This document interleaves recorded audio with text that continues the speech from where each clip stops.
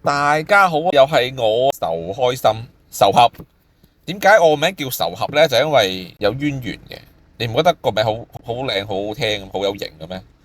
仇合呢個名咧，就因為我老豆叫仇合，所以我就叫仇合啦。今日呢，我哋就睇啲咩好笑嘢呢？真係好多，因為都有2日冇直播啦，冇錄音啦。咁好多新嘅嘢，好好笑嘅，一齊大家分享下好冇？我呢個真係會心微笑咗一下。琴日咧，我就喺公廁上邊咧就踎廁，跟住咧一脫褲嗰陣咧跌咗個10蚊幣落去，港紙10蚊幣。跟住我糾結一下，我咪要執佢咧，但係屎又屙咗出嚟，嗰個錢咧就黐埋啲屎，跟住望住佢已經好心痛啦。跟住冇辦法啦，跟住叮叮叮又跌咗個50蚊落去喎，紙幣嚟嘅呢個。跟住隔離咧有個姨姨講。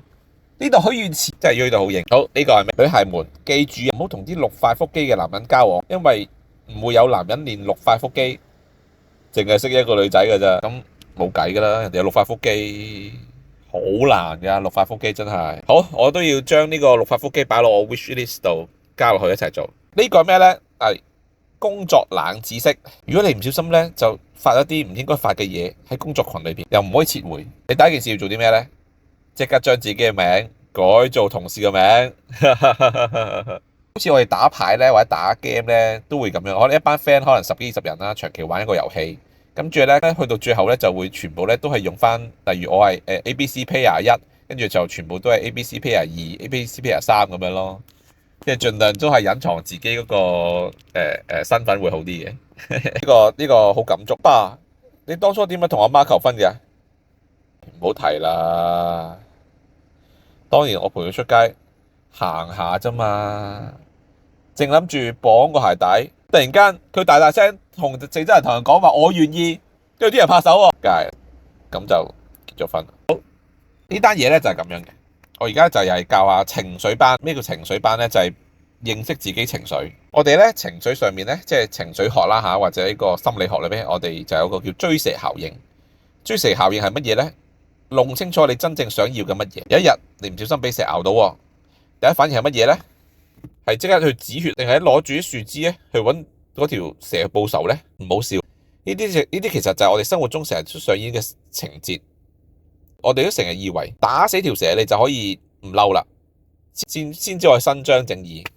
但係往往忽略咗啲蛇毒已經喺我哋身裏邊蔓延。我哋以為係喺度討緊公道，其實喺度延自己嘅治療傷口，令到傷口更加深，而且更加個反應之後會越嚟越大。呢個就係所謂嘅追蛇效應啦。即係話，例如人哋得罪咗你，你就係不斷喺度諗嗰個人點樣死，點樣報仇，而唔係諗下點樣去化解呢件事嗰個原本嘅問題咯。咁呢個就係大部分人俾情緒控制咗自己想要做同埋應該要做嗰樣嘢咯。咁你喺職場上邊咧，俾小人扯後腿，你努力工作啦，默默付出啦，結果咧就俾啲同事就拆台或者搶走你功勞，咁你就好嬲，咁喺度守正，跟住就揾隊友，想下次咧就將佢一軍。但係你唔記得咗咧，喺一段時間裏面咧，你就諗呢樣嘢，就係諗報仇，因為你嘅效率就下降咗。呢個都係用情緒去做出你所謂嘅行為咯。跟住咧，即係呢個療法咧，就係佢建議啦嚇，心法嚟，唔係要你吞聲忍氣，但係要穩住自己先。即係你自己做得出色嘅話，跟住你睇下點樣去將自己嗰個影響力同埋專業力放大。因為小人取代唔到，即係唔好話小人取代唔到。如果嗰個人嘅實力係不過如你，佢係點樣都唔可以取代到你噶嘛。即係最多佢可以領咗2次工，但係長久以來呢個唔係一個長期主義咯。咁都係巴菲特講嘅。咁所以先做好你自己，咁你就其實天下無敵咯。第二，喺親密關係中俾情緒傷害，另一半咧一時咧情緒失控，講一啲好難聽嘅説話，咁你受咗傷，咁你當下就即刻要以牙還牙，更加講啲咁狠嘅話，跟住就要翻舊帳，就覺得自己贏咗啦。但係咧，大家嘅裂痕就會更加深。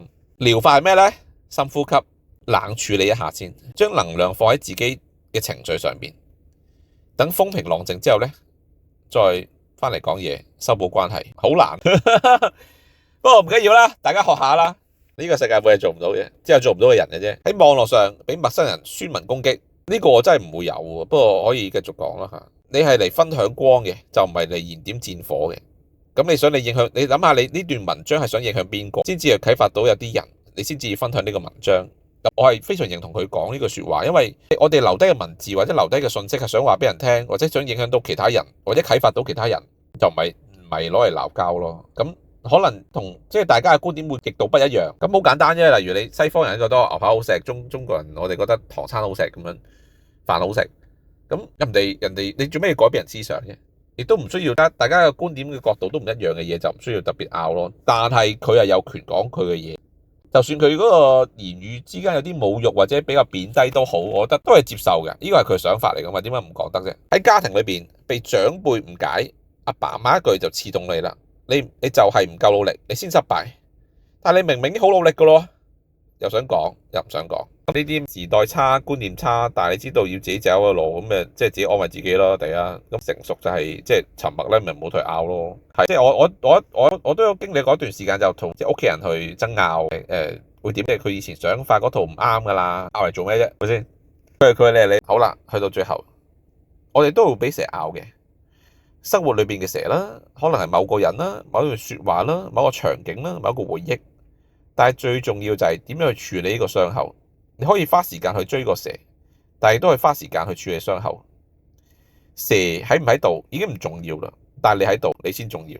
大部分都係做唔到嘅，我都盡量做啦。我諗我自己比以前應該都可以7、8成呢種即係反噬咗自己嗰種。即係我唔會追蛇咯，我一定係處理傷口嗰個人。我一定係，即係但係如果你叫我例如俾蛇咬，我會最多即係捉咗佢翻嚟，係或者斬咗佢頭落嚟，係知道佢係咩品種。即係呢個都好重要㗎，因為即係你兵荒馬亂之際咧，你係即係唔記得條蛇點樣啦，或者冇影相啦，你唔知條蛇點樣，人哋都唔知攞咩毒即係解毒佢幫你救你㗎嘛。我係最多會捉條蛇或者斬佢頭出嚟，去俾人哋知道。救我自己咯，呢個係我想法咯。咁我唔知你係咩想法啦，但係咧，首先咧就記住，即係所有你認為有受到傷害嘅嘢，都千祈係唔好去追住佢去要個答案咯，係反而去諗下點樣自救，同埋會令到自己更加高興。今日嘅分享咧就暫時咁多啦，晏啲會睇下仲有啲奇怪嘢、好嘢，再分享俾大家聽下 ，share 下，多謝你。